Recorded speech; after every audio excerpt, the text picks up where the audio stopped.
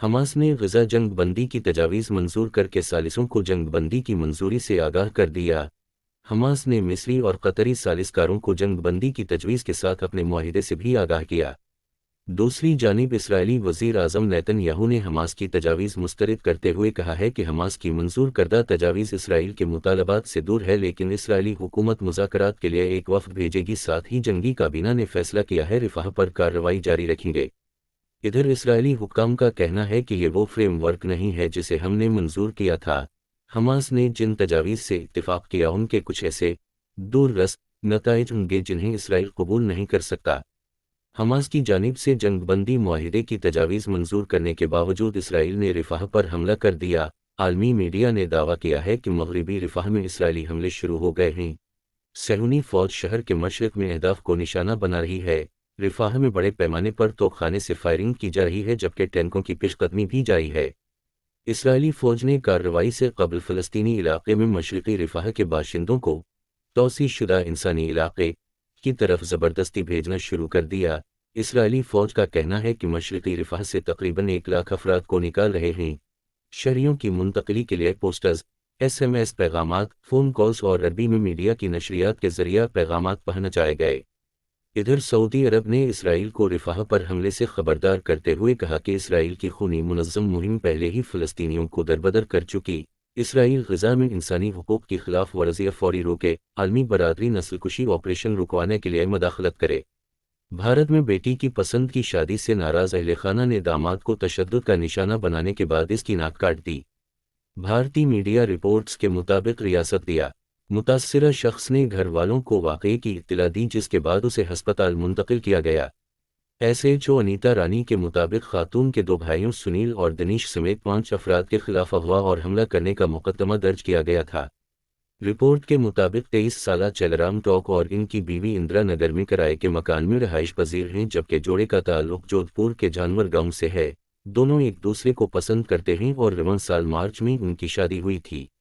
جمعرات کی رات خاتون کے گھر والے پالی میں ان کے گھر پہنچے اور کہا کہ انہیں شادی پر کوئی اعتراض نہیں ہے۔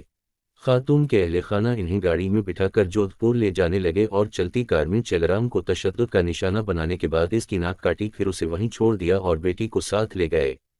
سوئٹزرلینڈ کے شہر ڈیووس میں اس وقت دنیا کے امیر ترین اور اثر و رسوخ رکھنے والی شخصیات کی سالانہ میٹنگز جاری ہیں، اور اس سلسلے میں شہر میں جسم فروشی کی خدمات پیش کرنے والی خواتین کا میلہ لگ چکا ہے۔ ڈیلی میل کی رپورٹ کے مطابق ڈیووس سمٹ میں صنفی عدم مساوات سمیت دنیا کے سب سے بڑے مسائل سے نمٹنے والی عالمی اشرافیہ سوئس ریزورٹ ٹاؤن میں جسم فروشی میں اضافے کو ہوا دے رہی ہے۔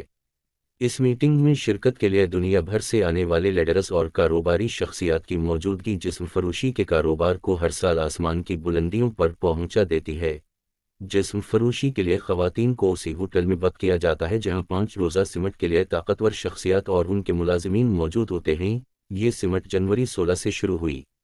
جسم فروشی کے کاروبار سے منسلک ایک خاتون جس کا نام لیانا ہے نے اپنے تجربات سے ڈیلی میل کو آگاہ کرتے ہوئے بتایا کہ وہ اس دوران کاروباری لباس ہی ضبطن کرتی تاکہ وہ ان موجود رہ کر باہر کی محسوس نہ ہو، جبکہ سوئٹزرلینڈ میں جسم فروشی قانونی ہے۔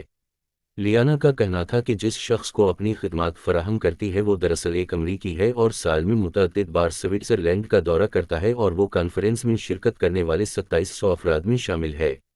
لیانا کا کہنا تھا کہ وہ جسم فروشی کی خدمات کے عوض $760 فی گھنٹہ وصول کرتی ہے، جبکہ اگر کسی کو پوری رات کے لیے خدمات چاہیے ہوں تو اس کے لیے میں $2500 وصول کرتی ہوں۔ سمٹ کے مقام سے 100 میل کے فاصلے پر واقع علاقے آرگا کی جسم فروشی کی خدمات فراہم کرنے والی مینیجر نے بتایا کہ وہ اب تک 11 بکنگز کر چکی ہے، جبکہ 25 انکوائریز چل رہی ہیں اور اس ہفتے میں اسے مزید کاروبار کی توقع بھی ہے۔ اس نے بتایا کہ کچھ لوگ ایکسورٹس کو اپنے لیے بک کرتے ہیں تو کچھ لوگ اپنے ملازمین کے لیے تاکہ ہوٹل میں پارٹی کی جا سکے۔ سابق قومی کرکٹ کپتان شعیب ملک پچھلا بھارتی ٹینس سٹار ثانیہ مرزا میں ڈیوورس کی وجہ سامنے آ گئی۔ ثانیہ مرزا اور شعیب ملک کے مابین طلاق کی افواہیں طویل عرصے سے گردش میں تھیں، تاہم اب معلوم ہوا ہے کہ شعیب ملک سے ثانیہ مرزا نے خود طلاق لی ہے۔ وہ شعیب کے دوسری خواتین سے بے تکلف تعلقات یا میل ملاپ سے خوش نہیں تھیں۔ بتایا گیا ہے کہ ثانیہ مرزا نے پہلے تو شعیب ملک کو سمجھانے کی کوشش کی مگر وہ باز نہ آئے۔